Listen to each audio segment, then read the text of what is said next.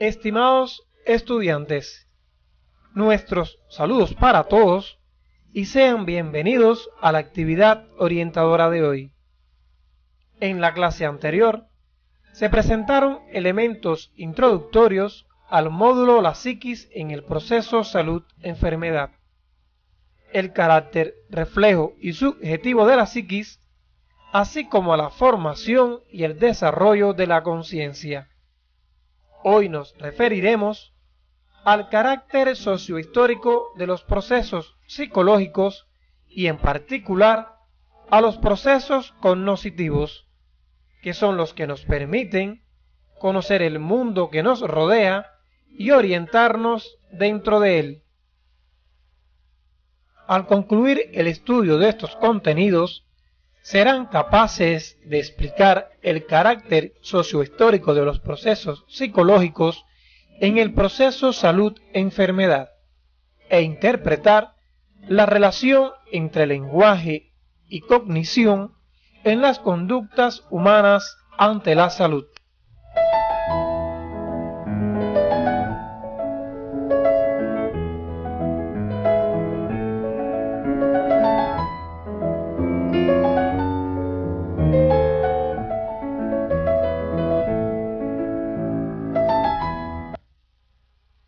La conciencia surge a partir del desarrollo filogenético. Su antecedente más lejano lo constituye la irritabilidad propia de los organismos unicelulares, seguida por la sensibilidad o sensaciones elementales. Este proceso de desarrollo fue producto de las exigencias del medio hacia los animales, obligados a dar respuestas cada vez más complejas. En un momento de este proceso evolutivo surge el psiquismo, que se observa en animales tan pequeños como las arañas, que cuando algo cae en su tela, la vibración ejercida sobre ésta la pone en sobreaviso y se dirige al lugar. En otros animales, situados en niveles superiores de la escala evolutiva, existen otras formas de reflejo de la realidad, como la percepción. Con el surgimiento del hombre en la sociedad, aparecen las formas superiores de reflejo de la realidad, como el pensamiento y la conciencia. Para profundizar en el carácter sociohistórico de los procesos psicológicos, le recomendamos revise la bibliografía que se encuentra en su CD. En el caso del hombre, como especie superior, encontramos que estos procesos adquieren mayor complejidad debido a la relación indisoluble que tienen los procesos psicológicos en la conciencia, separándose solo para su estudio. Las sensaciones se manifiestan en el recién nacido como reflejo inmediato e inicial del conocimiento. Continúa con la percepción, que permite reflejar la combinación de las propiedades aisladas de los objetos o fenómenos como un todo, así como distinguir las condiciones que lo rodean. Por ejemplo, cuando percibimos una flor o una mariposa, lo hacemos como un todo y no de forma aislada. Su olor, su color, su textura, forma o el tamaño, como en las sensaciones. Además, lo asociamos a las condiciones que los rodean, como la primavera, el amor, la significación del día u otros. Como estudiaron en el tema anterior, la conciencia incluye a todos los llamados fenómenos psicológicos, entre los que se encuentran los procesos cognitivos, afectivos y volitivos. Los procesos cognitivos son los responsables de aportar a la conciencia la imagen de las características y propiedades de los objetos y fenómenos de la realidad objetiva. Estos se denominan también procesos del conocimiento o cognitivos. La regulación de la acción del hombre se realiza mediante el ejercicio de dos funciones, la cognoscitiva y la afectiva. La primera es la que trataremos en la actividad de hoy. Los procesos cognitivos permiten obtener información del medio. A través de ellos, la persona puede conocer la realidad y transformarla. Dentro de estos procesos estudiaremos la sensación, la percepción, la memoria, el pensamiento y la atención. Esta última está presente en todos los procesos psicológicos. Además, nos referiremos al lenguaje como contenido del pensamiento y a la inteligencia como manifestación de estos procesos cognitivos. En el ser humano, el primer proceso que facilita el conocimiento son las sensaciones, a través de las cuales las personas captan sonidos, olores, temperatura, luz u otras, en virtud de la existencia de diferentes vías reflejas sensoriales. Recuerden de la asignatura Morfofisiología Humana 2 que estas son las encargadas de procesar la información proveniente del medio externo e interno del propio individuo. Se define como sensación al proceso que refleja las propiedades aisladas de los objetos y fenómenos de la realidad, así como el estado interno del organismo. Estas cualidades no se presentan de forma pura en la vida real. Algunos ejemplos de cualidades aisladas de los objetos son la longitud, la textura, el peso y la temperatura.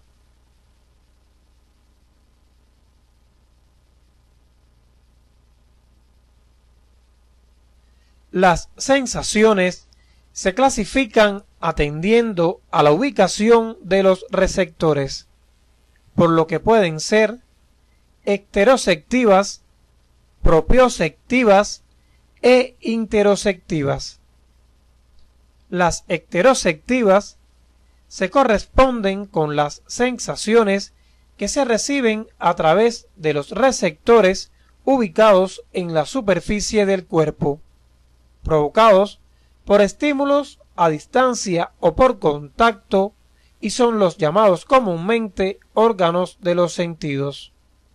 Como ejemplos de sensaciones ecteroceptivas tenemos las gustativas, táctiles, olfativas, visuales y auditivas. Las propioceptivas son el resultado de las señales que reciben los receptores situados en músculos y articulaciones. Nos facilitan el desarrollo de movimientos y el sentido de la posición. Y por último, dentro de este eje de clasificación, tenemos las sensaciones interoceptivas, que son las que guardan relación con aquellos receptores ubicados en el interior del organismo y las vísceras, o sea, los receptores situados en órganos y tejidos. Por ejemplo, un dolor abdominal está presente en las vísceras que se encuentran en el interior del organismo, aunque pueden ser al mismo tiempo esteroceptivas si se irradia al exterior del cuerpo. De esta manera, podemos decir que la sensación constituye el conocimiento inicial y más elemental. Sirve de base para la formación de un proceso más complejo que aumenta las posibilidades del conocimiento, y nos referimos al proceso de percepción.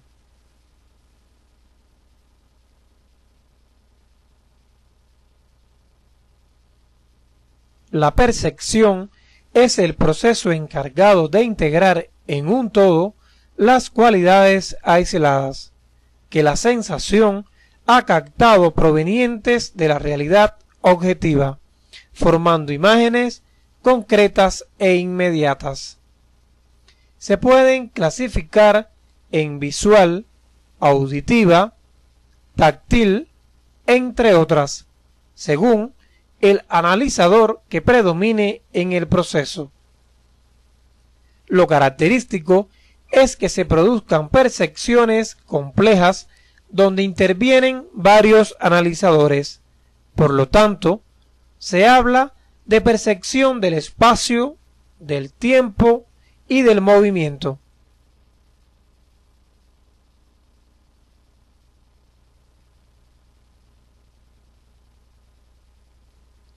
Las percepciones poseen 5 cualidades que las distinguen. Estas son objetividad, integridad, constancia, selectividad y racionalidad. La objetividad significa que la imagen está ligada al objeto y es independiente de nosotros. Recuerden el ejemplo de la flor, es algo objetivo y está presente. La integridad. La imagen del objeto se percibe como un todo y las partes se unen para formar un todo único. Por ejemplo, si vemos una silla faltándole alguno de sus elementos, sigue percibiendo una silla, aunque le falten algunas de sus partes. La constancia se refiere a que aunque cambien las condiciones de presentación de un objeto, la imagen se reconoce. Esto puede explicarse, por ejemplo, cuando reconocemos la voz de una persona conocida, aunque no esté cerca de nosotros. La selectividad significa que en el momento de percibir se elige entre muchos elementos aquel que nos interese o nos atraiga. Y por último, la racionalidad. Esta simboliza que la imagen del objeto está ligada siempre a una categoría verbal. El ejemplo inicial, al percibir una flor, inmediatamente la conceptualizamos.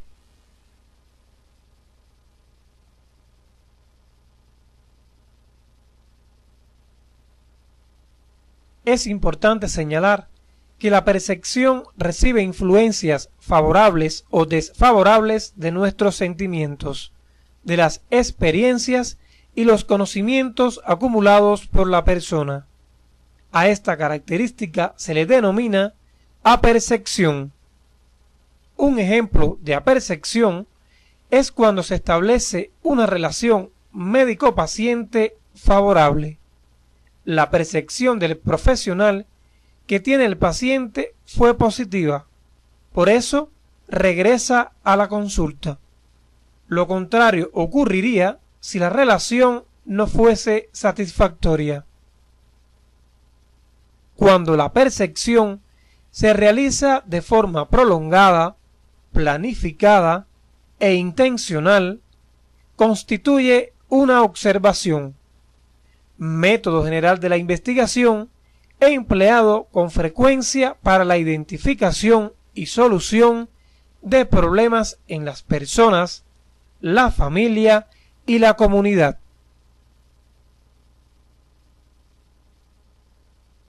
Si el hombre viviera sin seleccionar los infinitos estímulos que recibe del medio ambiente, viviría en el caos por el exceso de estos. Existe un estado psicológico especial que le permite a las personas seleccionar y concentrarse en determinada imagen. A este se le llama atención y está ligado al resto de los procesos. Se puede definir entonces como la orientación selectiva de los procesos psíquicos hacia determinado objeto o fenómeno.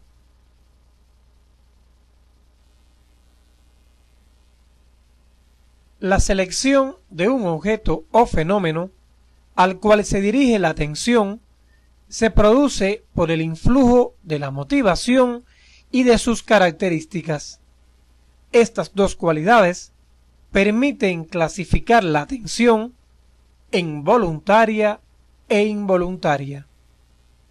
La primera está determinada por un esfuerzo consciente ante la existencia de un propósito y depende de las necesidades, intereses y motivos, mientras que la atención involuntaria aparece ante los cambios significativos que tengan lugar en el medio en el que el sujeto se encuentra, por lo que depende de las características del estímulo.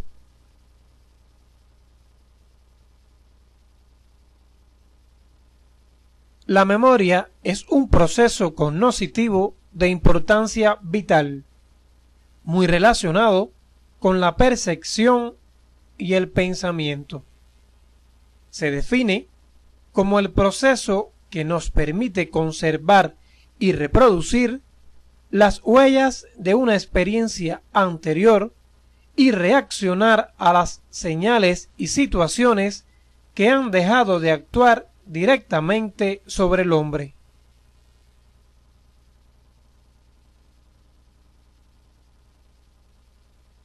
La memoria posee dos procesos fundamentales: almacenamiento y recuperación. El primero nos permite guardar los conocimientos anteriores, es decir, lo pasado. La forma en que se guardan va a determinar en cómo se pueden recuperar. El proceso de recuperación consiste en que la experiencia sea actualizada para poder utilizarla.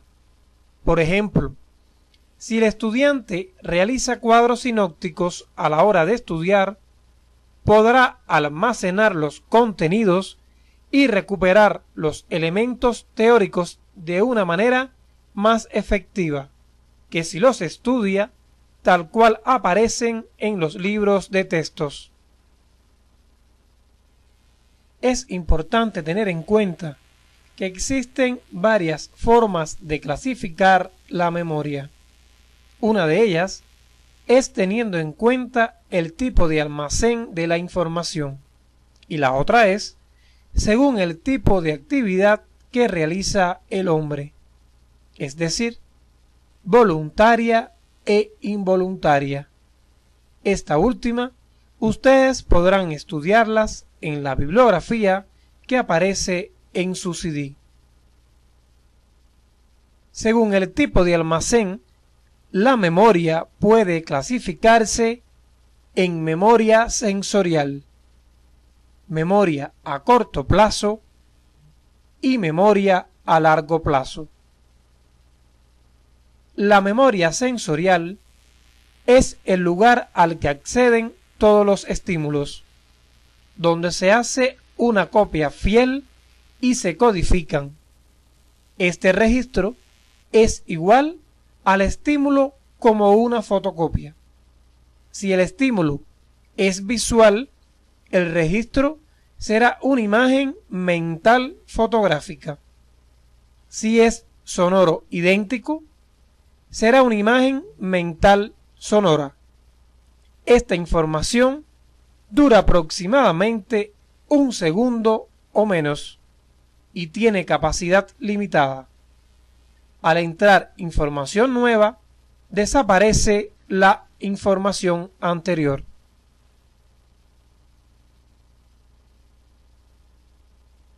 En relación a la memoria a corto plazo, o también llamada memoria de trabajo, es aquella donde se envía la información que resultó importante para la persona en cada momento. Se describe con una duración de 30 segundos a 1 minuto.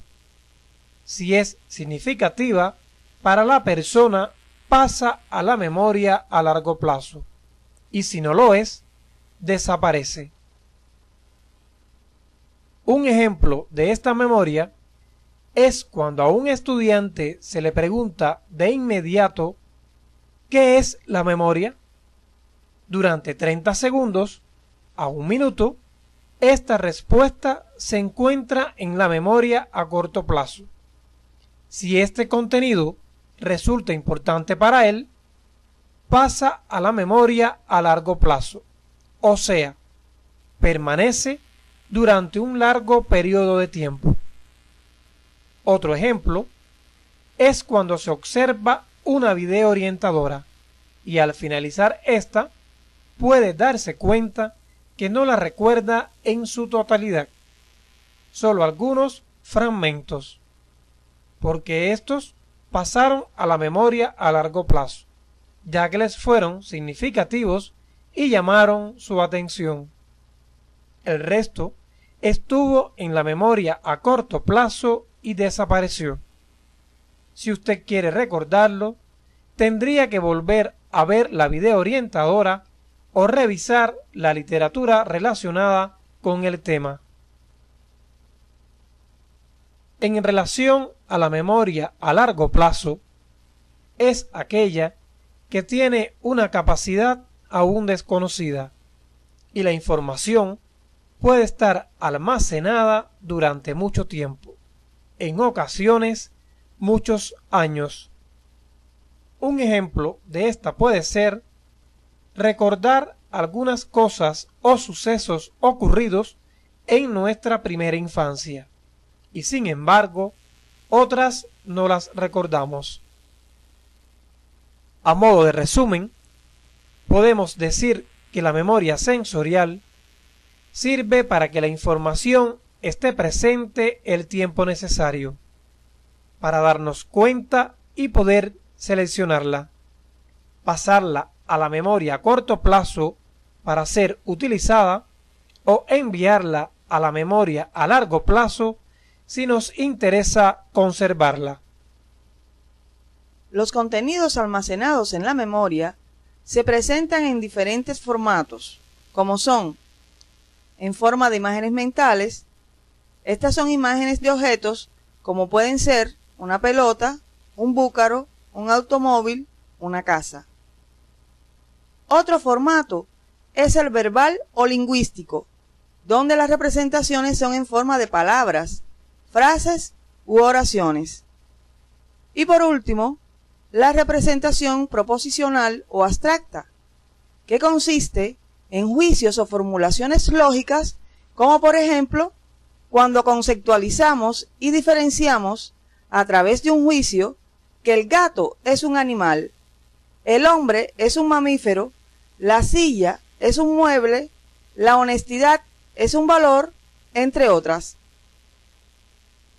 Es importante que ustedes comprendan que los procesos cognitivos permiten el reflejo de la realidad. Estos pasan por diferentes niveles de profundidad, desde los más elementales como las sensaciones y las percepciones que transitan por la memoria, hasta llegar al más complejo de los procesos, el pensamiento. Definido como el reflejo generalizado y mediatizado de la realidad, socialmente condicionado e indisolublemente ligado al lenguaje. Está dirigido a la búsqueda de lo sustancialmente nuevo, nos ayuda a resolver problemas y a llegar a lo que no se ve de forma inmediata. Hay que descubrirlo. El pensamiento se caracteriza por ser un reflejo indirecto, que opera con representaciones y generalizaciones de la realidad a través del análisis y de la síntesis.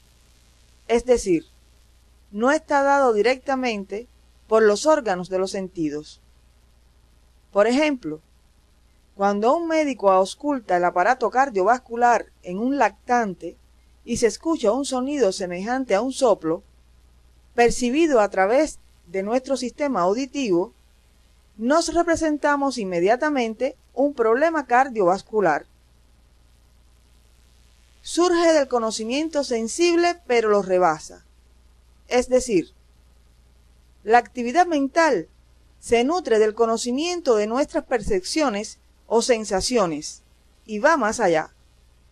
A manera de ejemplo, esta característica se manifiesta cuando el profesor llega al aula y no solo observa a sus estudiantes, sino que puede establecer un juicio o una valoración de cada uno de ellos. Otra característica del pensamiento es que resulta imposible sin el lenguaje. Solo mediante la palabra se pueden extraer del objeto sus propiedades, conceptualizarlas y trasladar nuestras ideas o pensamientos a otras personas. Por ejemplo, para informar al director el criterio de que los estudiantes son excelentes, el profesor se basa en que la asistencia a clases es buena, la atención es adecuada y obtienen muy buenos resultados docentes.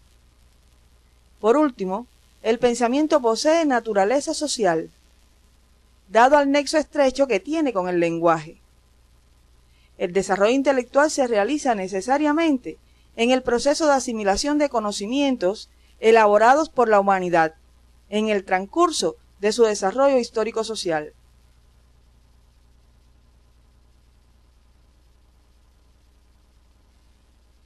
El pensamiento opera a partir de tres procesos simultáneos que se exponen en este momento de forma separada para su mejor comprensión. Estos son análisis, que desintegra el objeto en sus partes. Por ejemplo, cuando usted desarma un auto, va analizando cada pieza de forma separada. Síntesis. Se integran y se correlacionan las diferentes partes del objeto que a su vez fueron desmembradas por el proceso de análisis. Siguiendo el ejemplo anterior, se integran y establecen las relaciones de una pieza sobre otra, hasta conformar el funcionamiento total del auto. Y finalmente, la generalización. Esta se produce luego de realizar el análisis y la síntesis, extraemos lo común, llegamos a lo esencial y comparamos. Aquí se establece una categoría, un concepto, un juicio. Por ejemplo, este es un auto de tal marca o este es un auto de tal modelo. Ahora nos podemos preguntar, ¿cuál es el contenido del pensamiento? Y llegamos a la conclusión que su contenido no puede ser otro que el lenguaje, el cual permite la comunicación con los demás y con nosotros mismos en el proceso de socialización. Constituye un sistema de señales que orienta la realidad. En el orden práctico, lenguaje no necesariamente significa pensamiento. Por ejemplo, cuando nos encontramos con una persona y la saludamos. El pensamiento siempre presupone el lenguaje. Es decir, si pensamos en que conocemos a una persona estableciendo con ella o no una conversación, entonces estará presente la relación pensamiento y lenguaje. El lenguaje posee funciones trascendentales en el desarrollo del hombre y en el surgimiento de su conciencia, como son: primero, la transmisión de la experiencia histórico-social del hombre, que le permite acumularla y no aprender solo de la experiencia individual como los animales. Segundo, la comunicación o regulación de la conducta humana, la más importante de las funciones. Esta parte de la experiencia directa que una persona le transmite a otra y que no es relevante para la sociedad, pero sí para el individuo. Por ejemplo, si conduce por una autopista y un conductor que va en sentido contrario le dice que está cerrada, usted toma otro camino. La tercera función es la planificación. El lenguaje es el instrumento orientador de la actividad intelectual. Por ejemplo, cuando usted va a estudiar, planifica una serie de acciones para poder desarrollar esta actividad de forma adecuada.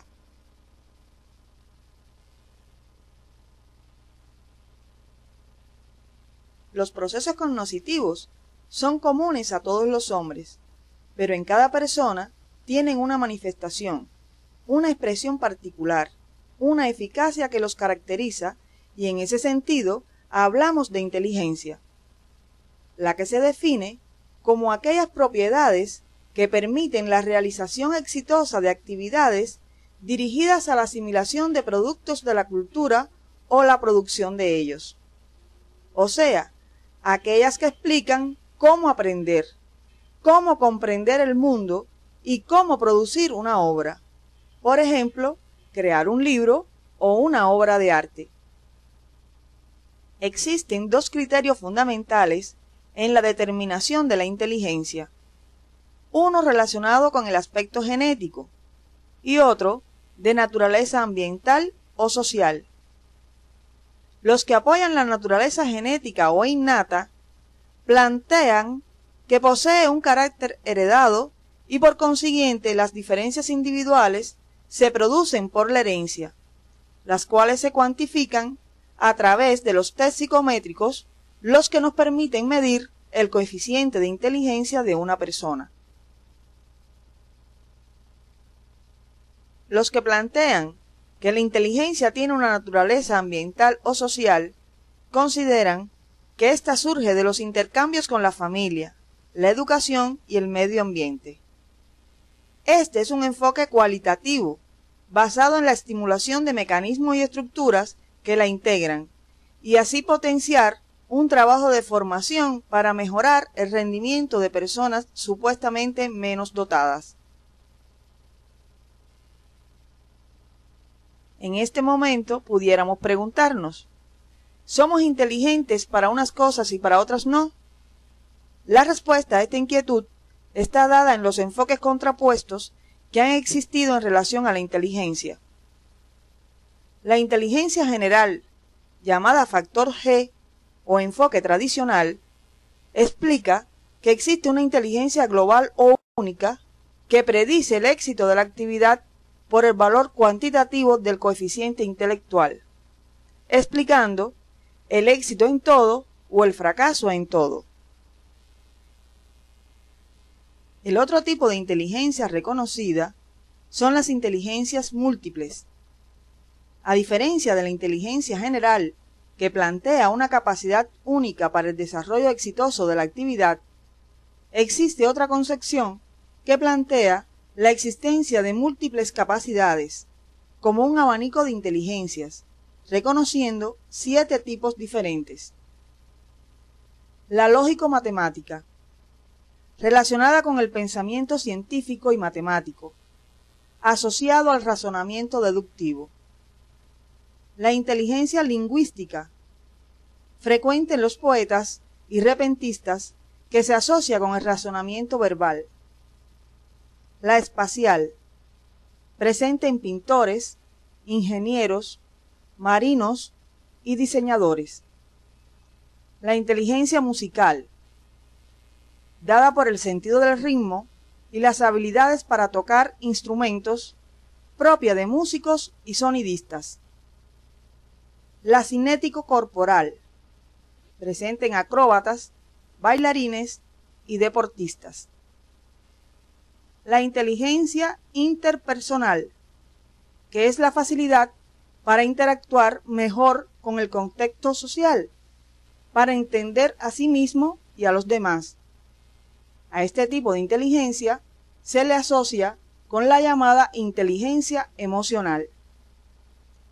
Y por último, la intrapersonal, que consiste en la capacidad para acceder a la propia vida sentimental e identificar los sentimientos utilizándolos eficazmente en la vida. En este momento, estamos en condiciones de comprender la importancia que revisten los procesos cognitivos para el mantenimiento de la salud. La persona percibe la salud, la ubica dentro de los elementos significativos que recuerda de su vida y piensa en cómo favorecerla. Utiliza para ello estilos de vida que la facilitan y regula todo su comportamiento hacia ella. Durante el proceso salud-enfermedad, los procesos cognitivos proporcionan la posibilidad de recordar la información que se posee acerca de determinada enfermedad, percibir los síntomas, concentrarnos en el tratamiento, formarnos un juicio acerca de la salud y solucionar cualquier proceso patológico. Sin los procesos cognitivos, no podríamos orientar nuestra conducta hacia el mantenimiento de la salud, ni siquiera a su recuperación. Es necesario puntualizar que los procesos cognitivos y cognoscitivos solo se separan para su estudio, pues ellos transcurren de manera simultánea. Como tareas docentes del tema, proponemos revisar los folletos complementarios Conciencia y Cognición y La conciencia y los procesos cognitivos, que aparecen en su CD. Ello le permitirá responder a las siguientes tareas. Primero, referente a los procesos cognitivos estudiados, confeccione un cuadro comparativo entre sensación, percepción, memoria y el pensamiento en cuanto a los siguientes aspectos: naturaleza de los mismos, reflejo de la realidad que permiten, características, clasificación y tipos de procesos cognitivos. Explique la importancia de los procesos cognitivos para su futura profesión.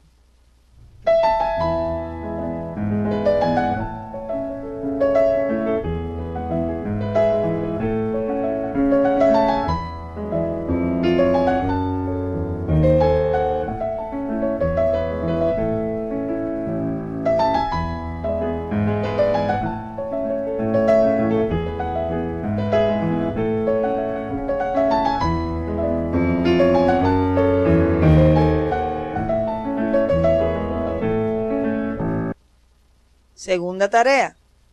Identifique en la siguiente situación los procesos cognitivos que se manifiestan en el médico.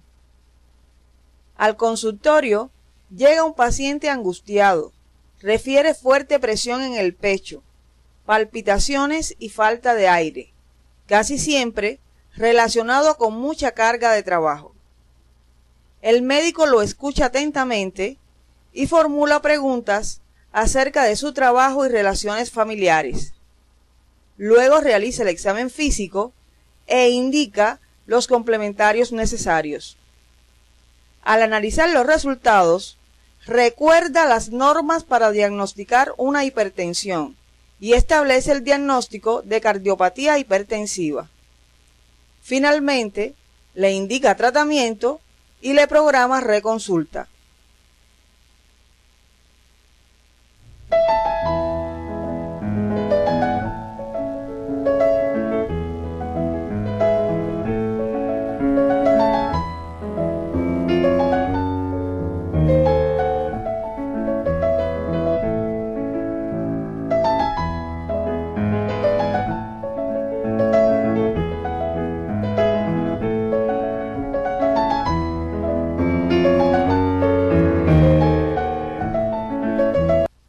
A manera de cierre de la actividad, podemos concluir que los procesos cognitivos son los responsables de aportar a la conciencia la imagen de las características y propiedades de los objetos y fenómenos de la realidad objetiva, y guardan estrecha relación unos con otros. A través de estos procesos, la persona puede conocer la realidad, valorarla y transformarla de manera activa. El lenguaje permite la comunicación con los demás y con nosotros mismos. Está relacionado con el pensamiento. La inteligencia, como manifestación de los procesos psicológicos, posibilita un desempeño efectivo en la vida cotidiana y en el manejo de los problemas de salud. Todos los procesos cognitivos tienen un carácter sociohistórico, ya que no se nace con ellos, se desarrollan a través del proceso de socialización. Hoy hemos presentado los procesos psicológicos y su carácter sociohistórico. Se describieron algunos procesos cognitivos, tales como sensación, percepción, memoria, pensamiento y la atención como proceso especial.